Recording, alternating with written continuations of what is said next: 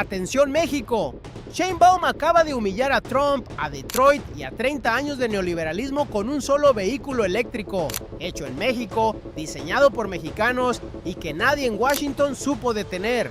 Hoy ocurrió algo que los noticieros convencionales van a reducir a un titular de 15 segundos, y ese titular va a decir: gobierno presenta prototipo de vehículo eléctrico. Eso es todo lo que van a escuchar allá afuera.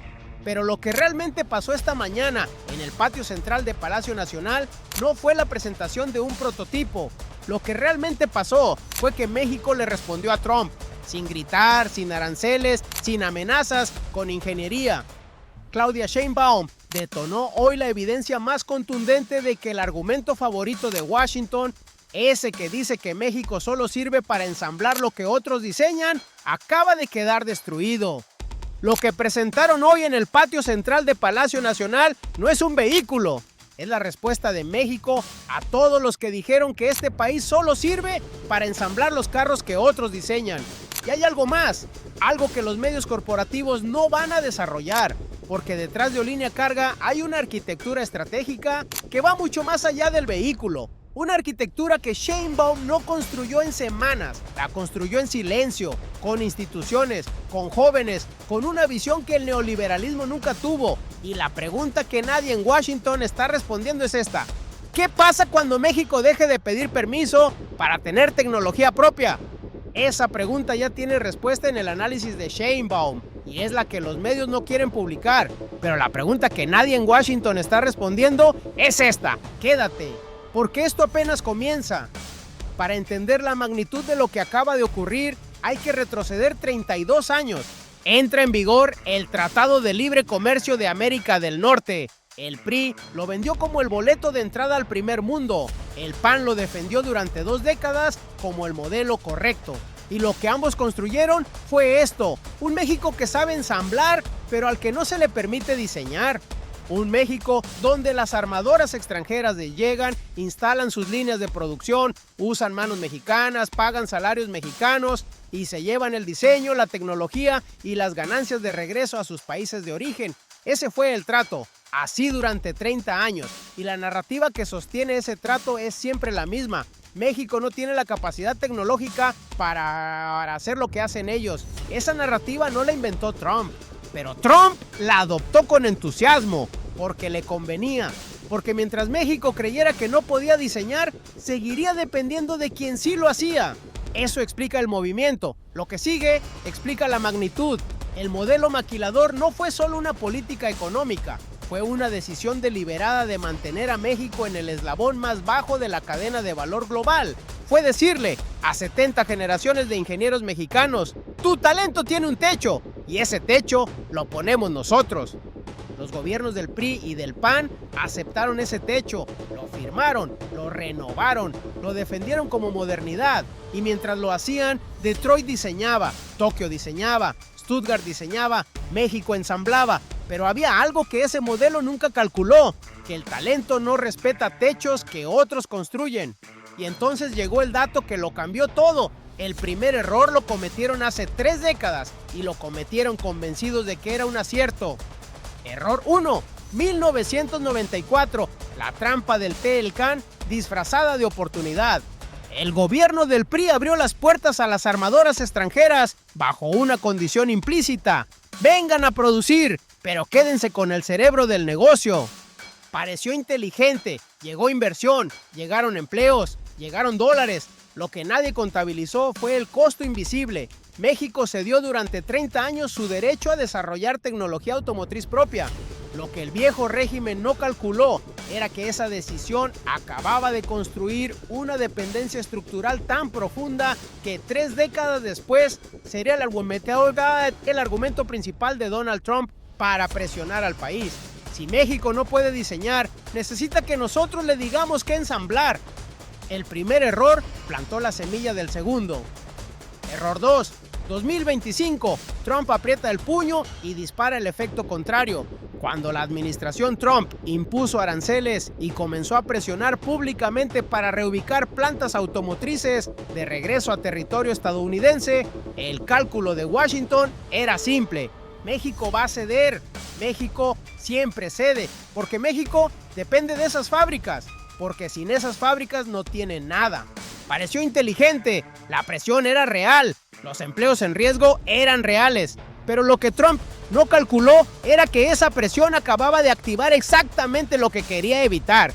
En lugar de suplicar que las armadoras se quedaran, México aceleró el único camino que Washington nunca contempló: la creación de capacidad tecnológica automotriz soberana. Trump apretó el puño y en Puebla, 70 ingenieros empezaron a construir la respuesta. Detente un segundo aquí, porque lo que sigue es más importante. Error 3. La narrativa de la incapacidad, sostenida hasta esta mañana. Este fue el error más costoso y el más silencioso. Durante décadas, la narrativa dominante dentro y fuera de México fue esta: el país no tiene las instituciones, el capital humano, ni la infraestructura para desarrollar tecnología vehicular propia. Esa narrativa la repitieron analistas financieros de Wall Street, la repitieron medios corporativos mexicanos, la repitieron políticos del PAN y del PRI, que preferían la dependencia rentable a la soberanía incierta. Y lo más peligroso, la creyeron muchos mexicanos.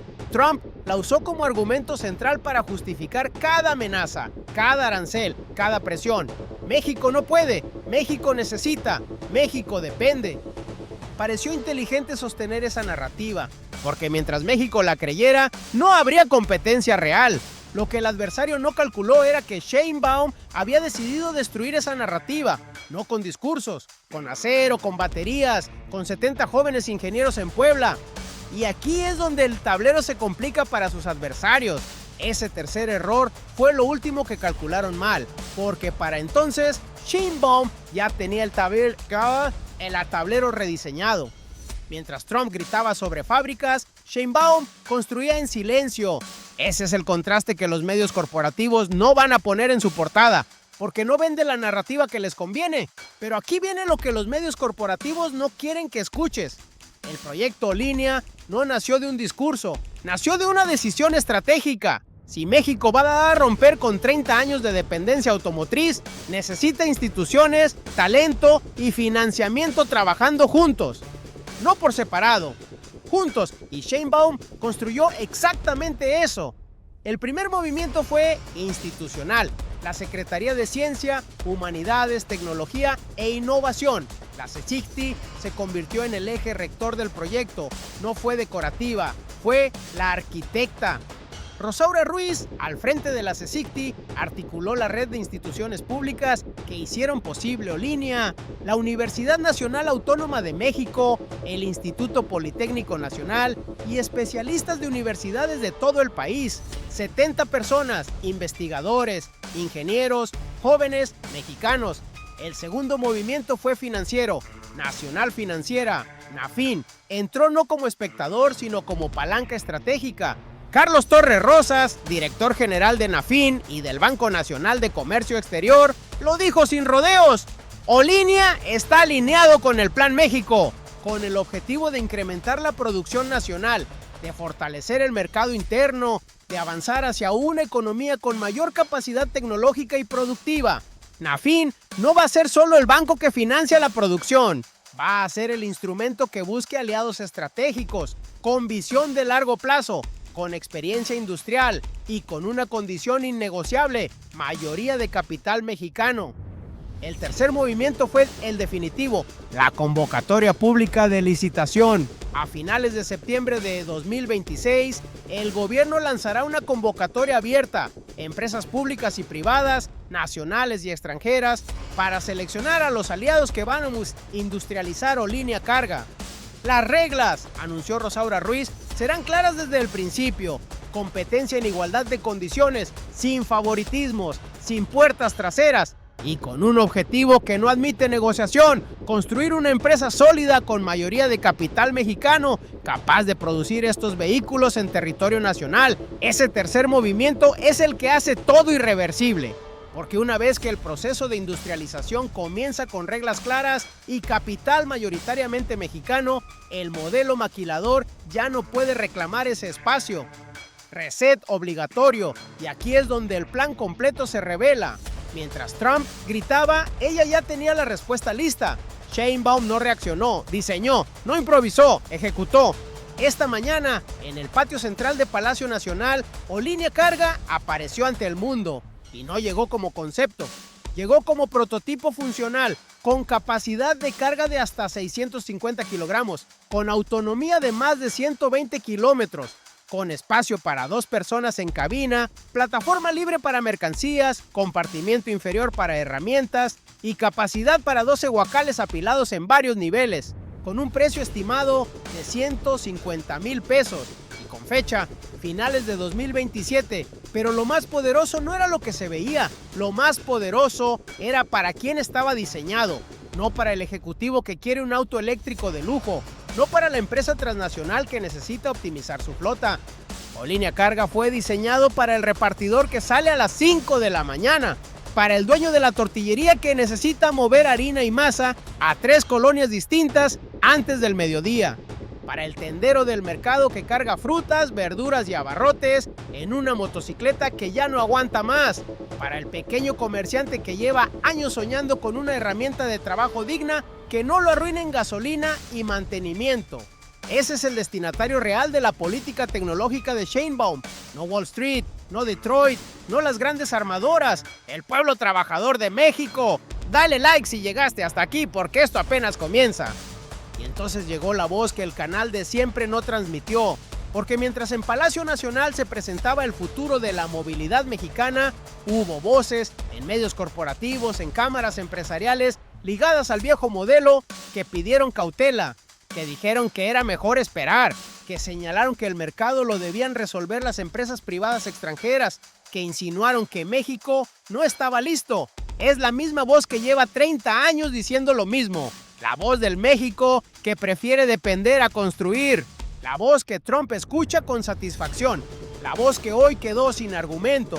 Si estás aquí es porque entiendes que lo que pasó hoy en Palacio Nacional no fue un evento de relaciones públicas. Fue el primer movimiento visible de una estrategia que lleva meses construyéndose en silencio. Y aquí es donde el plan completo se revela. Porque Olinía Carga no es un vehículo aislado. Es la primera pieza de un mecanismo de relojería que Sheinbaum activó con precisión quirúrgica. Y cuando ves las piezas juntas, entiendes por qué Washington no lo vio venir. La primera pieza era la demostración tecnológica. Sin ella, el resto no funciona. México necesitaba probar, con un objeto físico, tangible, funcional, que el talento nacional podía competir en el sector automotriz. No en teoría, no en papel, en metal, en baterías, en kilómetros recorridos.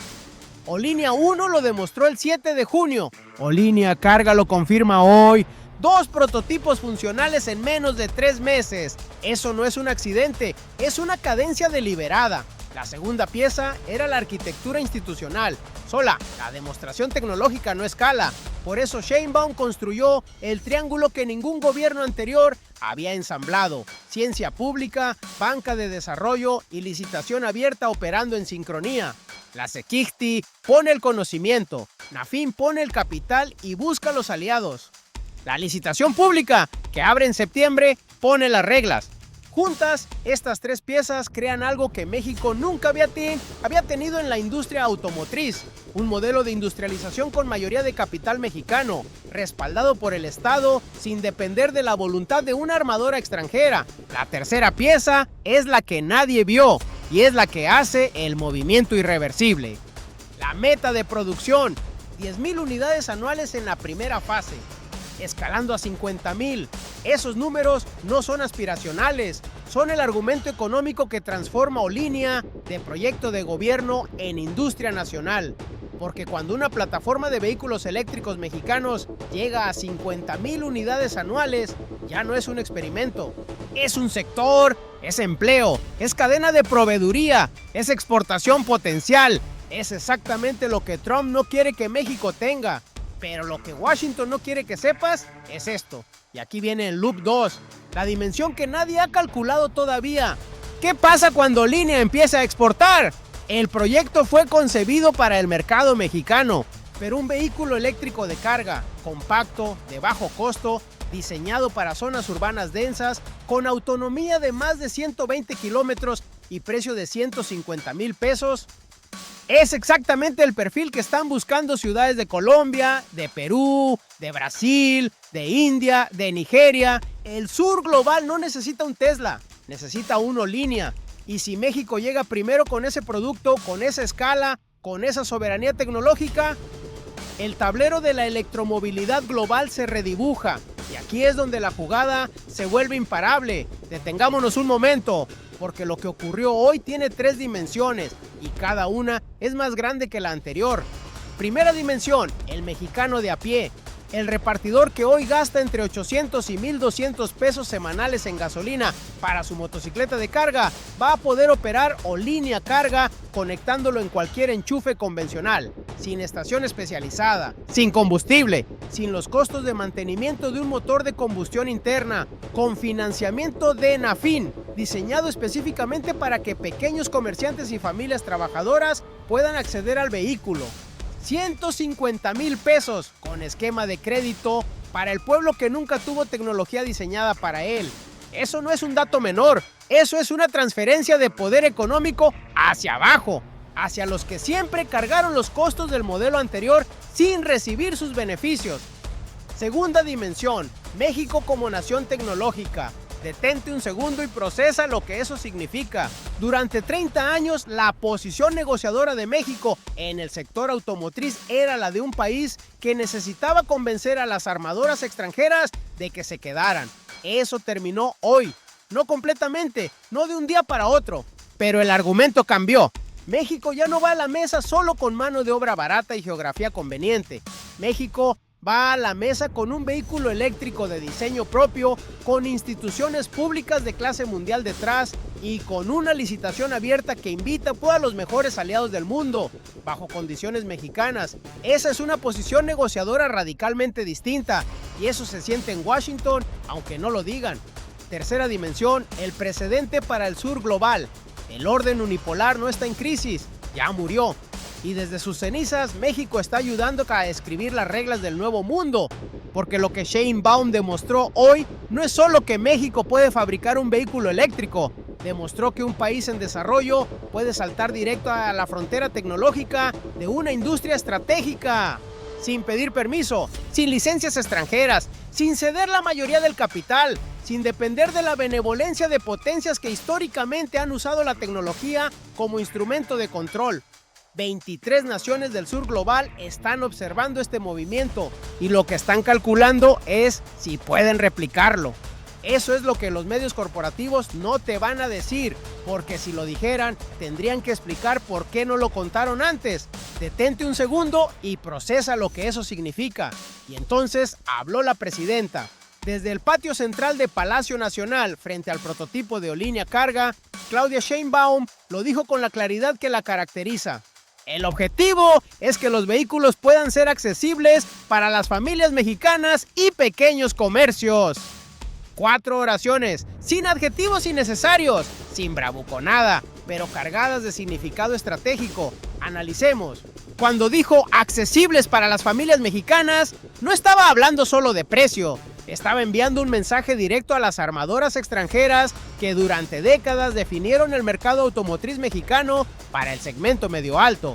El mensaje fue: este vehículo no compite con ustedes en su cancha, pero sí les dice quién es el destinatario real de la política tecnológica de este gobierno. Cuando dijo pequeños comercios, no estaba hablando de un nicho de mercado. Estaba nombrando a la columna vertebral de la economía popular mexicana, los millones de negocios que generan empleo, que mueven mercancías, que sostienen familias y que hasta hoy no tenían una herramienta tecnológica diseñada específicamente para ellos. Pero lo más poderoso no era lo que se veía, lo más poderoso fue lo que no dijo. No mencionó a Trump, no respondió a los aranceles, no entró en el debate sobre las fábricas que se van al norte, no necesitó hacerlo, porque Olínea Carga ya es la respuesta. Y cuando el director del proyecto, Roberto Capuano Tripp, afirmó que Olínea demostró que en México se pueden diseñar y desarrollar productos tecnológicos para las necesidades de los mexicanos, esa frase tampoco iba dirigida al consumidor, iba dirigida a Detroit, a Washington, a los analistas de Wall Street que durante décadas repitieron que México no podía. Esto es Sheinbaum. No improvisó, no reaccionó, diseñó, ejecutó y cuando habló ya había ganado. Pero hay un hilo que queda suelto y es el más importante. La convocatoria de licitación abre a finales de septiembre de 2026. Durante octubre, las empresas registran su interés. En noviembre presentan ofertas formales. En diciembre se cierra el proceso. Eso significa que en los próximos 90 días se va a decidir quién construye línea. Y esa decisión va a revelar algo que este análisis no puede anticipar todavía. ¿Qué empresas van a participar? ¿Van a intentar las grandes armadoras extranjeras entrar por la puerta de la licitación, lo que no pudieron detener desde afuera? ¿Va a respetar el proceso la condición innegociable de mayoría de capital mexicano? ¿O van a aparecer los mismos actores de siempre, los que llevan 30 años capturando los beneficios del sector automotriz mexicano, con nuevas estructuras jurídicas y los mismos intereses de fondo? Quédate porque la última pieza lo cambia todo. México llegó a este momento con talento, con instituciones y con una estrategia clara. Ahora tiene el prototipo, tiene la licitación, tiene el respaldo de Nafin y lo que se viene en diciembre de 2026 va a exigir la misma vigilancia que exigió la construcción del proyecto. Porque los procesos de industrialización soberana no fracasan en el laboratorio, fracasan en la licitación, fracasan cuando los intereses del viejo modelo encuentran una rendija legal y la convierten en puerta. En el próximo análisis vamos a desmenuzar quiénes son los actores con mayor capacidad para participar en la licitación de septiembre y cuáles de ellos tienen conflictos de interés que el proceso debe blindar desde el principio. Porque lo que está a punto de decidirse en esa licitación va a determinar si Olinia es el inicio de la industria automotriz soberana de México o si las mismas fuerzas que frenaron al país durante 30 años encuentran la forma de entrar por la puerta trasera. Y vas a querer estar aquí cuando ocurra. Recapitulemos lo que ocurrió hoy, porque merece decirse completo. Lo que ocurrió. En el patio central de Palacio Nacional, el gobierno de México presentó Olinia Carga, el segundo prototipo funcional de un vehículo eléctrico de diseño 100% nacional, capacidad de 650 kilogramos, autonomía de más de 120 kilómetros, precio estimado de 150,000 pesos, disponible en 2027, diseñado por 70 ingenieros mexicanos en Puebla, con respaldo de la UNAM, el IPN y financiamiento de Nafin. Meta, 10,000 unidades anuales escalando a 50,000. ¿Cómo ocurrió? Sheinbaum construyó en silencio lo que Trump asumió que nunca existiría. Mientras Washington presionaba con aranceles y narrativas de incapacidad, la CECITI, Nafin y 70 jóvenes especialistas ensamblaban la respuesta. No con discursos, con ingeniería, con instituciones, con una licitación abierta que pone las reglas del juego en manos mexicanas por primera vez en 3 décadas. ¿Por qué importa? Porque México ya no va a la mesa de negociaciones solo con geografía y mano de obra, va con tecnología propia, va con un modelo de industrialización soberana que el sur global está observando. Va con la demostración de que 30 años de narrativa sobre la incapacidad tecnológica mexicana eran exactamente eso, una narrativa, y las narrativas se destruyen con hechos.